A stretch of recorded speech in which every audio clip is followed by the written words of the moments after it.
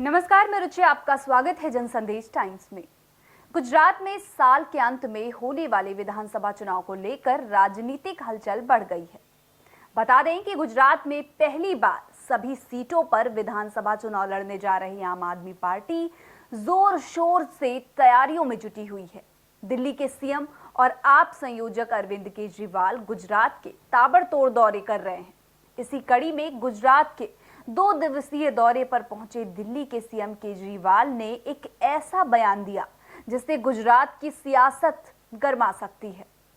दरअसल आम आदमी पार्टी के राष्ट्रीय संयोजक और दिल्ली के मुख्यमंत्री अरविंद केजरीवाल ने भाजपा और कांग्रेस पर बड़ा हमला बोला है।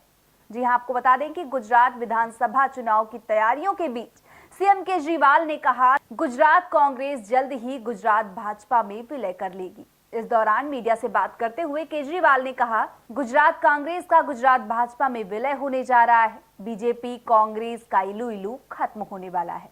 एक तरफ भाजपा का 27 साल का कुशासन है, दूसरी ओर आपकी नई राजनीति है। ईमानदार पार्टी है। आम आदमी पार्टी शरीफों की पार्टी है। आम आदमी पार्टी देशभक्तों की पार्टी है। हम लोगों की राजनीति करते हैं, लोगों के मुद्दों की राजनीति करते हैं। हमें लड़ाई झगड़ा, गाली गलौज, दंगे फसाद करने नहीं आते। पहली बार एक पार्टी है जो कि चुनाव में आके जनता के मुद्दों की बात कर रही है। और जिस किस्म के मुद्दे हम उठा रहे हैं, आज तक भारत के 75 साल के आज़ाद भारत के इतिहास में किसी पार्टी ने ये मुद्दे नहीं उठाए। स्कूल, बिजली, अस्पताल, पानी, सड़क, कोई पार्टी ये बात नहीं करती। अभी तक हम लोगों ने 3 किस्म की गारंटी दी है। गारंटी मतलब हम कहते हैं कि हम कोई फर्जी मैनिफेस्टो, फर्जी घोषणा पत्र, फर्जी संकल्प पत्र जारी नहीं कर रहे। हम गारंटी दे रहे हैं कि अगर हम ये ना करें तो अगली बार वोट मत देना। अभी से बोल रहे हैं। तो पहली गारंटी हमने दी बिजली की। बिजली की इसलिए दी क्योंकि बिजली को लेके हम जब गुजरात में घूम रहे हैं, लोग बहुत परेशान हैं।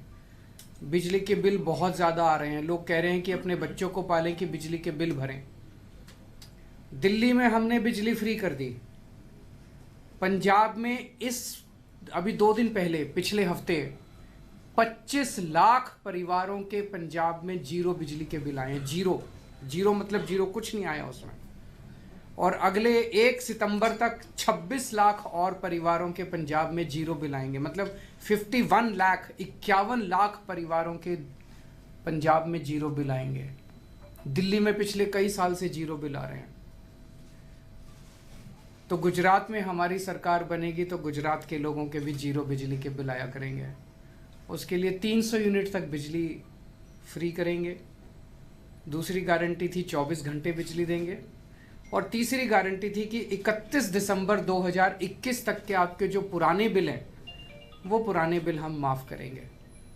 ये सबके लिए, चाहे कोई आदिवासी है, SC है, ST है, जनरल है, सबके लिए, सब लोगों को इसका फ़ायदा मिलेगा। दूसरा, जब हम रोज़ यूथ के बीच में घूम रहे हैं तो गुजरात का युवा बहुत ज़्यादा, सबसे बड़ी शिकायत युवाओं की यही है कि हमारे पास रोज़गार नहीं है, नौकरी नहीं है। पढ़े लिख के बेरोज़गार घूम रहे हैं। जो कम पढ़े लिखे हैं वो भी बेरोज़गार घूम रहे हैं। सरकारी नौकरी के लिए अप्लाई करते हैं तो पेपर फूट जाते हैं, पेपर लीक हो जाते हैं। तो रोज़गार के लिए हमने गारंटी दी कि दिल्ली में हमने पिछले कुछ वर्षों में 4-5 साल में 12 लाख रोज़गार दिए बच्चों को। 12 लाख बच्चों को रोज़गार दिए। हमें रोज़गार देने आते हैं, हमारी नीयत भी साफ़ है। तो जैसे दिल्ली में दिए, वैसे ही यहाँ पे हर बेरोज़गार युवा को अगले 5 साल में गुजरात के हर बेरोज़गार युवा को रोज़गार देंगे। और जब तक रोज़गार नहीं मिल जाता तब तक 3,000 रुपये महीना बेरोज़गारी भत्ता देंगे। तीसरी गारंटी दी कि 10 लाख सरकारी नौकरियां तैयार करेंगे। 10 लाख सरकारी नौकरी, इसका पूरा खाका तैयार किया, हवा में बात नहीं कर रहे। 10 लाख सरकारी नौकरियां तैयार करेंगे। चौथा, इतने पेपर क्यों फूटते हैं, इतने पेपर लीक क्यों होते हैं? क्या इस एक सरकार को पेपर करने नहीं आते, पेपर कंडक्ट करने नहीं आते, एग्ज़ाम कंडक्ट करने नहीं आते? इसके खिलाफ एक सख्त कानून बनाएंगे जिसमें सख्त सज़ा का प्रावधान करेंगे कि जो लोग पेपर फोड़ने के लिए जिम्मेदार हैं उनको सख्त से सख्त सज़ा दी जाएगी, फाइनेंशियल भी और जेल भी। और पांचवा, जो कोऑपरेटिव सेक्टर के अंदर अभी जितनी नौकरियां हैं गुजरात में, वो सारे अपने भाई भतीजे रिश्तेदारों को सिफारिश से मिलती है, पैसे से मिलती है, उसको ट्रांसपेरेंट पारदर्शी तरीके से सबके लिए वो नौकरियां खोली जाएंगी। कल व्यापारियों से मुलाकात हुई। व्यापारियों को गुजरात में डराया जाता है, धमकाया जाता है। खबरदार केजरीवाल की मीटिंग में गए तो ये तो गलत बात है यार। मैं कोई आतंकवादी, शरीफ आदमी हूँ मैं, मेरी मीटिंग में जाने से किसी को क्या प्रॉब्लम है? क्यों रोकते हैं उनको? ये तो गलत बात है। व्यापारियों को इतना डराते हैं, इतना धमकाते हैं, हर तरह से डराते हैं। ये डर खत्म करेंगे, व्यापारियों को इज्जत की ज़िंदगी देंगे। व्यापारियों ने हमारे देश के विकास के लिए बहुत योगदान किया है। गुजरात के कई व्यापारी और कई उद्योगपति पूरी दुनिया में फेमस हैं। उन्होंने देश का नाम रोशन किया है। उनको इस तरह से डराना, धमकाना, बेइज्जत करना, रूडली बात करना, ये सही नहीं है। उनको डर का माहौल ख़त्म करेंगे, इज्जत देंगे, रेड राज खत्म करेंगे। जैसे दिल्ली में रेड बंद हो गई है, कोई जीएसटी की रेड नहीं, कुछ नहीं। व्यापारियों पे भरोसा करेंगे, भरोसा करके उनको काम करने का मौका देंगे। भ्रष्टाचार खत्म करेंगे व्यापार के अंदर, और वैट में एमनेस्टी स्कीम लेके आएंगे। जो पुराने मुकदमे उनके चल रहे हैं, उन मुकदमों को निपटाने के लिए उनको मौका देंगे। वैट के जितने पेंडिंग रिफंड हैं वो 6 महीने में जारी करेंगे, और व्यापारियों को गुजरात के विकास में पार्टनर बनाएंगे। आज मुझे बेहद खुशी है कि आदिवासी समाज के लिए हम गारंटी देने के लिए जा रहे हैं। आदिवासी समाज 75 साल हो गए आज़ादी के, लेकिन पिछड़ा रह गया। उनका बातें चुनाव के पहले याद आता है सारी पार्टियों को आदिवासी समाज के बारे में। उनका केवल शोषण किया गया, अभी तक सबने शोषण किया, सबने मिलकर शोषण किया। आदिवासी समाज के लिए संविधान के अंदर अलग व्यवस्था है, अलग व्यवस्था है, क्योंकि आदिवासी समाज की अलग संस्कृति है, अलग तौर तरीके हैं और बहुत ज़्यादा पिछड़े हैं। इसलिए संविधान के अंदर अलग व्यवस्था की गई है। लेकिन उस अलग व्यवस्था को कोई भी सरकार लागू करने के लिए तैयार नहीं है, क्योंकि उन्हें उनकी ज़मीन के ऊपर, उनके जंगल के ऊपर, उनके जल के ऊपर सबकी नज़र रहती है कि कैसे इसको नोच लो, खसोट लो, लूट लो। इसलिए हमारी सरकार बनेगी, पहली गारंटी आदिवासी समाज को कि जो संविधान के 5th शेड्यूल में उनको व्यवस्था की गई है, उस पूरी व्यवस्था को लागू करेंगे, पूरा वर्ड टू वर्ड लागू करेंगे। पेसा कानून जो उनके लिए लागू बनाया गया, उस पेसा कानून को, जिसमें ग्राम सभा का प्रावधान है, ग्राम सभा की मर्जी के बिना कुछ नहीं होगा। ये असली जनतंत्र है। मेरा तो कहना है ये पूरे देश के अंदर होना चाहिए, केवल आदिवासी समाज क्यों, सबके लिए होना चाहिए। पर आदिवासी समाज के लिए प्रावधान है, ग्राम सभा की मर्जी के बिना कोई एक्शन किसी सरकार को लेने का अधिकार नहीं है, वो सख्ती के साथ लागू किया जाएगा। और ट्राइबल एडवाइजरी कमेटी है, जिसका काम होता है कि आदिवासी समाज के जो क्षेत्र हैं, आदिवासी क्षेत्र हैं, वहाँ किस किस्म का विकास हो, उनके लिए जो फंड आते हैं वो कैसे इस्तेमाल किए जाने चाहिए। कानून के अंदर लिखा है कि ट्राइबल एडवाइजरी कमेटी का चेयरमैन कोई ट्राइबल होगा। गुजरात के अंदर मुख्यमंत्री उनके चेयरमैन रहे हमेशा के लिए। इसको बंद किया जाएगा, ट्राइबल एडवाइजरी कमेटी का चेयरमैन ट्राइबल होगा। तो पहली गारंटी 5th शेड्यूल लागू करेंगे, पेसा लागू करेंगे, और ट्राइबल एडवाइजरी कमेटी का चेयरमैन ट्राइबल होगा। दूसरी गारंटी, आज आदिवासी समाज बहुत ज़्यादा पिछड़ा इसलिए रह गया क्योंकि शिक्षा का अभाव है। गरीब लोग हैं, गरीब लोग हैं, वो सरकारी स्कूल में अपने बच्चों को भेजते हैं। सरकारी स्कूल हैं नहीं, हैं तो टूटे हुए पड़े हैं, पढ़ाई होती नहीं है। इसीलिए आदिवासी समाज के बच्चे गरीब रह जाते हैं, पिछड़े रह जाते हैं।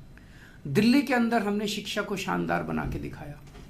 आज मैं आदिवासी समाज के भाइयों बहनों सबको, माताओं बुजुर्गों को मैं आश्वासन देना चाहता हूं कि जैसे दिल्ली के स्कूल हमने अच्छे किए हैं, हर आदिवासी गांव के अंदर अच्छा स्कूल खोलेंगे, ताकि बच्चे एक पीढ़ी के अंदर, अगर हमने अच्छी पढ़ाई दे दी बच्चों को, एक पीढ़ी के अंदर पिछड़ापन भी दूर होगा और उनकी गरीबी भी दूर होगी। तीसरी चीज़, उनके मेडिकल के लिए कोई सुविधा नहीं है। अगर कोई बीमार हो जाए तो प्राइवेट अस्पतालों में ले जाओ, प्राइवेट में तो आदमी मर जाता है, इतना पैसा लूटते हैं। और सरकारी के अंदर कोई इलाज नहीं है, सरकारी अस्पतालों का कोई वहाँ पे है ही नहीं, डिस्पेंसरी नहीं है। तो जैसे मोहल्ला क्लिनिक हमने दिल्ली में खोले, ऐसे हर गांव के अंदर एक मोहल्ला क्लिनिक, गांव क्लिनिक खोलेंगे और वहाँ पे पूरा इलाज फ्री होगा। उनके लिए स्पेशल अस्पताल खोले जाएंगे, आदिवासी इलाकों के अंदर स्पेशल मल्टी स्पेशलिटी हॉस्पिटल खोले जाएंगे, जहाँ पे दिल्ली में चाहे कोई अमीर है चाहे गरीब है, सबका इलाज हमने पूरा मुफ्त कर दिया। बड़े से बड़ा ऑपरेशन भी फ्री में होता है। आदिवासी इलाके के अंदर भी ये व्यवस्था करेंगे कि सारा इलाज उनका मुफ्त किया जाएगा। चौथी चीज, कास्ट सर्टिफिकेट लेने में भी बड़ी दिक्कत आती है। इतने पेज, इतनी फॉर्मेलिटीज को सिंप्लीफाई करेंगे, सिंपल करेंगे, इसका प्रोसेस सिंपल करेंगे ताकि आसानी के साथ किसी को कास्ट सर्टिफिकेट मिल सके। पांचवी चीज, जिन आदिवासी जो बहुत ज़्यादा गरीब है, जिनके सर पे छत नहीं है, उनको घर दिया जाएगा। और छठी चीज़ की सड़क, हर गांव तक सड़क पहुंचाई जाएगी। बाकी जो दूसरों के लिए गारंटी है, रोज़गार देंगे वो आदिवासी समाज को भी देंगे, फ्री बिजली देंगे वो आदिवासी समाज को भी देंगे। तो ये 6 गारंटी आज मैं आदिवासी समाज के लिए ऐलान करते हुए मुझे बेहद खुशी हो रही है। मुझे पता चला कि इन लोगों ने सर्वे कराया एक, उस सर्वे में गुजरात के अंदर इन लोगों ने पूछा लोगों से, गुजरात के लोगों से, भाई केजरीवाल आके कह रहा है कि फ्री शिक्षा देंगे, फ्री शिक्षा देंगे, फ्री शिक्षा देंगे, फ्री शिक्षा होनी चाहिए क्या? 99% लोगों ने कहा कि शिक्षा फ्री होनी चाहिए। फिर इन्होंने पूछा कि केजरीवाल कह रहा है कि फ्री अस्पताल, फ्री इलाज देंगे, फ्री इलाज देंगे पूरे गुजरात में, तो 97% लोगों ने कहा कि फ्री इलाज होना चाहिए। फिर उन्होंने पूछा कि केजरीवाल कह रहा है बिजली फ्री देंगे, बिजली फ्री देंगे, ऐसे तो लुट जाएगा, राज्य लुट जाएगा। 91% लोगों ने कहा कि बिजली तो फ्री होनी चाहिए। तो पूरा गुजरात आज आम आदमी पार्टी के साथ खड़ा है। तो उनके सर्वे में भी ये आ रहा है कि जो घोषणा हम कर रहे हैं वो जनता उसको पसंद कर रही है। आने वाला चुनाव आम आदमी पार्टी और बीजेपी के बीच में होने वाला है। कांग्रेस के कई सारे नेता तो बीजेपी में चले गए, कई सारे नेता चुनाव के पहले चले जाएंगे और जो बचेंगे वो चुनाव के बाद चले जाएंगे। तो एक तरह से अब मोर और लेस गुजरात कांग्रेस का गुजरात बीजेपी में मर्जर होने जा रहा है थोड़े दिन के। इनकी ये जो इलू मतलब आई लव यू, तो इलू की जो राजनीति अभी तक चल रही थी बीजेपी और कांग्रेस की, अब ये ख़त्म है। अब ये इलू नहीं चलेगा, जनता की राजनीति चलेगी। जनता की राजनीति केवल आम आदमी पार्टी करती है। ये चुनाव बीजेपी और आम आदमी पार्टी के बीच में सीधी टक्कर होगी। एक तरफ 27 साल का कुशासन है, भ्रष्टाचार है, जहरीली शराब है, सब कुछ गड़बड़ है, और एक तरफ एक नई राजनीति है, नए चेहरे हैं, नए युवा हैं, एक नई उम्मीद है।